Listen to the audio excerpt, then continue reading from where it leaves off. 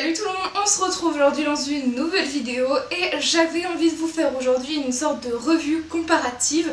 Alors on va comparer aujourd'hui le fameux Beauty Blender qui est une éponge à maquillage pour blender le tout et appliquer fond de teint, anti-cerne ou quoi. Et celle de chez Primark. Bien sûr il y a une énorme différence de prix. J'utilise celle de chez Primark depuis des mois et c'est vraiment l'éponge vers laquelle je me tourne à chaque fois. Et donc j'avais très envie de comparer vraiment par rapport à l'original de Beauty Blender.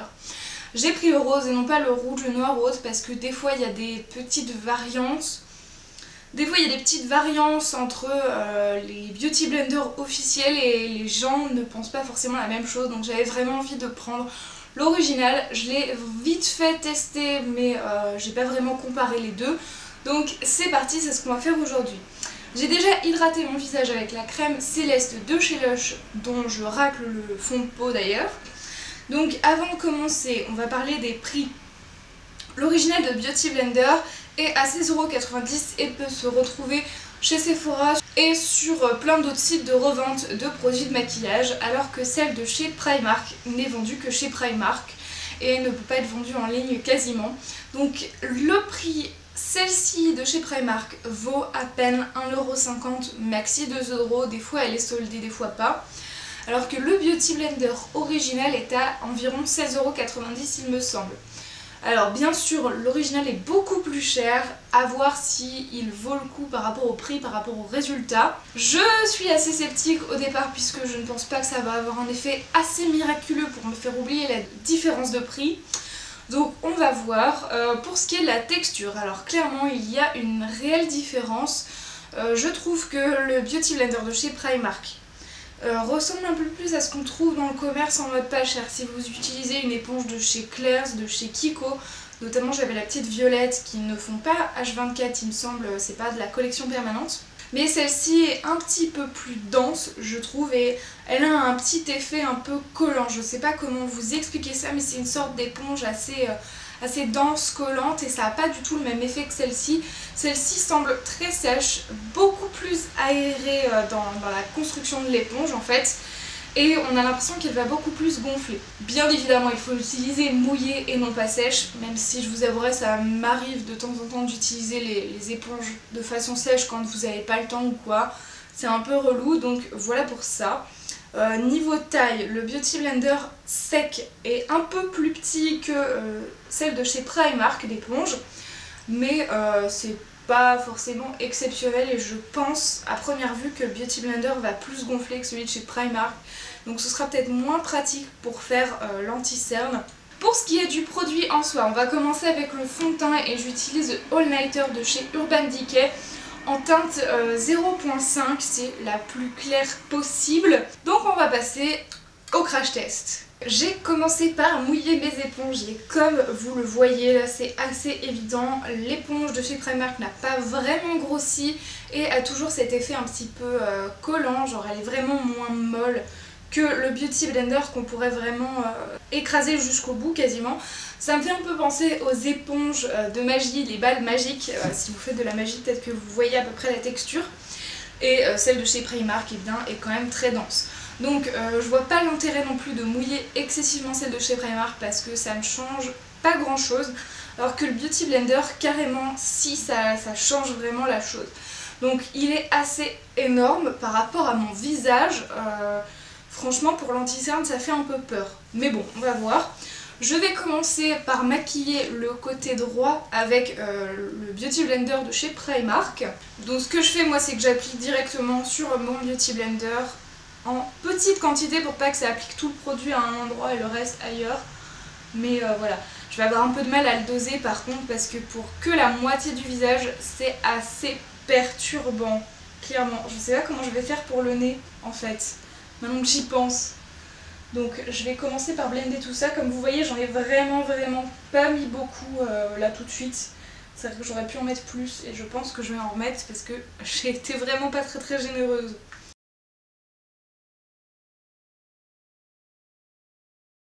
Donc pour ce qui est du Beauty Blender de chez Primark, je trouve ça un peu relou à tapoter parce que comme il est très dense, c'est peut-être un peu moins agréable.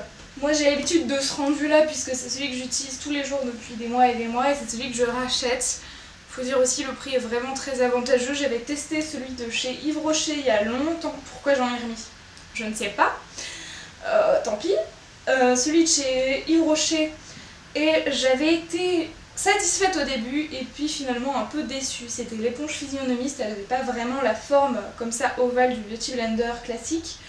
Elle était un peu comme ça. Je sais pas si vous voyez le délire, mais j'espère que oui. Donc je passe au côté Beauty Blender et donc c'est parti. Je vais être un peu plus généreuse dès le départ, comme ça, je sais pas, on va peut-être gagner du temps.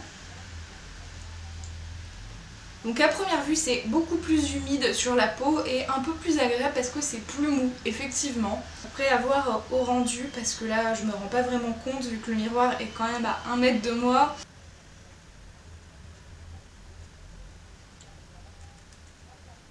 Clairement j'ai l'impression d'avoir mis 3 tonnes. Faut dire aussi, comme je fais une revue, j'ai tendance à abuser un petit peu, mais là c'est vrai que je me rends pas bien compte en fait. Donc si vous êtes en train de vous dire « Oh putain, elle en met grave beaucoup », voilà, c'est peut-être normal. Mais du coup, à tapoter, c'est beaucoup plus agréable à utiliser en tout cas. J'aime bien l'idée. Après, c'est vrai que ça fait frais sur le visage quand même si j'ai utilisé de l'eau tiède ou chaude. Je sais pas pourquoi, mais côté Beauty Blender, j'ai une marque sur le nez, genre c'est bizarre.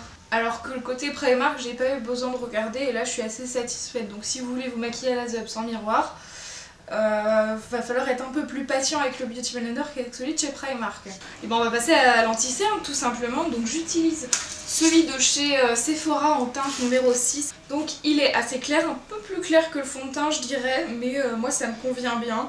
Donc c'est parti, je vais commencer du coup par le côté Beauty Blender, comme je suis partie. En fait j'ai l'impression qu'on en met beaucoup au début et ça me gêne un petit peu, genre je préfère en mettre peu à peu et où il faut plutôt que d'en mettre 2 tonnes et de devoir l'estomper pendant 3 heures. En fait c'est assez pratique, j'ai été assez mauvaise langue mais en fait comme il est très mou pour aller en coin interne de l'œil et faire l'anti-cerne ça va vraiment pas mal. Et je pense que je galère un peu moins avec le vrai Beauty Blender qu'avec celui de chez Primark. Et donc maintenant je vais finir avec celui de chez Primark et on fera des close-up et le bilan de cette expérience.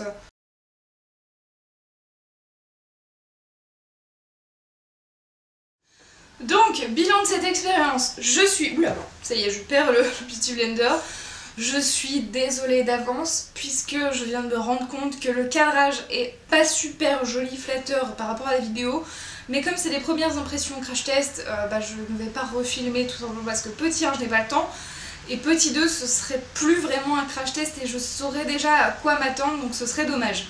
Donc, pour faire un bilan de cette expérience, premièrement, je trouve que le Beauty Blender est plus agréable à appliquer, c'est vrai, j'ai un petit problème au niveau du nez parce que je pense que mon nez est plus sec à gauche qu'à droite. Je ne vais pas mettre le Beauty Blender responsable de cette sécheresse, bien évidemment. Et pour ce qui est vraiment du rapport qualité-prix, malgré tout, je préfère celui de chez Primark parce que il n'y a pas une différence flagrante entre les deux côtés. Je me dis pas « Ouah, le côté gauche est beaucoup plus beau que le côté droit ». Et en plus de ça, je trouve que sur la partie Beauty Blender, j'en ai rajouté un peu à la fin en plus, puisque je trouvais que je brillais plus à gauche qu'à droite. Et je sais que mon fond de teint a un effet un peu matifiant, donc je trouve dommage que côté Beauty Blender, ça se voie moins, tout simplement. De là à dire que ça vaut le coup d'acheter le vrai Beauty Blender à 16,90 € ou plutôt que celui de chez Primark à 1,50 €, 2 €, franchement, moi il n'y a pas photo je trouve. Donc voilà, c'est surtout une question de confort et de make-up addict. Mais ça fait pas une différence de ouf. Après voilà, ça dépend des éponges. J'ai testé avec celle de chez Primark parce que c'est ma préférée et c'est celle à laquelle je reviens plus que celle de chez Kiko ou de chez Yves Rocher. Donc voilà pour cette revue. Je vais essayer de les garder du bon côté quand même par rapport au visage. Clairement je préfère un peu le Primark pour son prix. Maintenant que j'ai craqué et que j'ai acheté le Beauty Blender, je pense que je vais peut-être plus utiliser le Beauty Blender vu qu'il est quand même très agréable et un peu plus pratique pour le coin interne. Donc voilà, peut-être vous en reparlerai plus tard dans les favoris ou quoi. Malgré tout, l'éponge de chez Primark reste une très bonne éponge et le Beauty Blender aussi. Mais clairement pour moi, il ne vaut absolument pas son prix. Voilà, c'est tout pour cette vidéo, j'espère qu'elle vous aura plu. Tous les liens des produits seront en description si ça vous intéresse de les retrouver, sauf pour l'éponge de chez Primark malheureusement, puisque Primark ne vend pas en ligne et ne propose pas un catalogue de ses produits complètement, donc la seule façon de vous la procurer c'est vraiment de trouver un Primark pas loin de chez vous. Ce qui est quand même un point négatif pour se le procurer.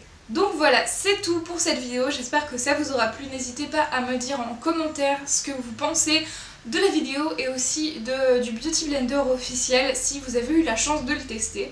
Et si pareil vous avez testé la version noire, rouge ou la beige ou les blushs ou les petits mini aussi, parce que j'ai les petits mini de chez Primark mais je n'ai pas les vrais de chez Beauty Blender et je ne pense pas les acheter à la suite de cette vidéo là. Voilà, donc on se retrouve bientôt pour de prochaines vidéos. En attendant, prenez soin de vous. Ciao ciao.